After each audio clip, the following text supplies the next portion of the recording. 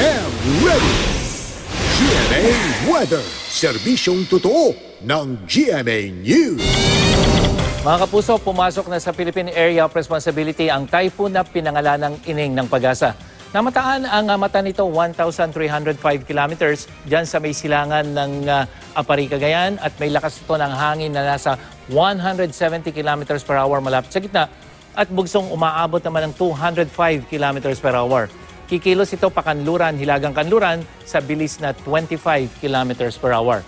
Sa track ng Pag-asa, posibleng tawirin ng bagyong Ining ang Batanes, araw yan ng Huwebes o Biyernes. At base naman sa wind forecast map ng The Weather Company, bukod sa paglakas ay hahatakin din ng bagyo ang hanging habagat na magpapaulan naman sa Luzon at Visayas sa mga susunod na araw. Sa ngayon, wala pang direktang epekto ang bagyo sa ating panahon at thunderstorm po yung naranasan nagpaulan kanina dito sa Metro Manila. Diyan sa time-lapse video nga ng kuha ni Rafi Tima, makikita na kung gaano kabilis dumating ang thunderstorm, ganon din to kabilis na wala. Bukas, mataas uli ang tsansa ng ulan pagdating sa hapon hanggang sa gabi. Sa ibang bahagi ng Luzon, posible hanggang katamtamang ulan dyan sa may northern at central section sa hapon. Maghapon naman ang ulan sa Mimaropa region at sa Visayas.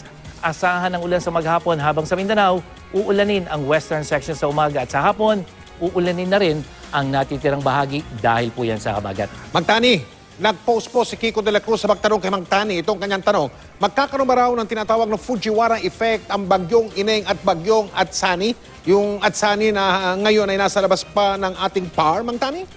Yes, Mike, Kiko. Fujiwara effect ang tawag nga pala sa interaksyon ng dalawang halos magkalapit na bagyo kung saan yung isang bagyo kumikilos pahilaga at yung isa naman ay patimog naman ang kilos.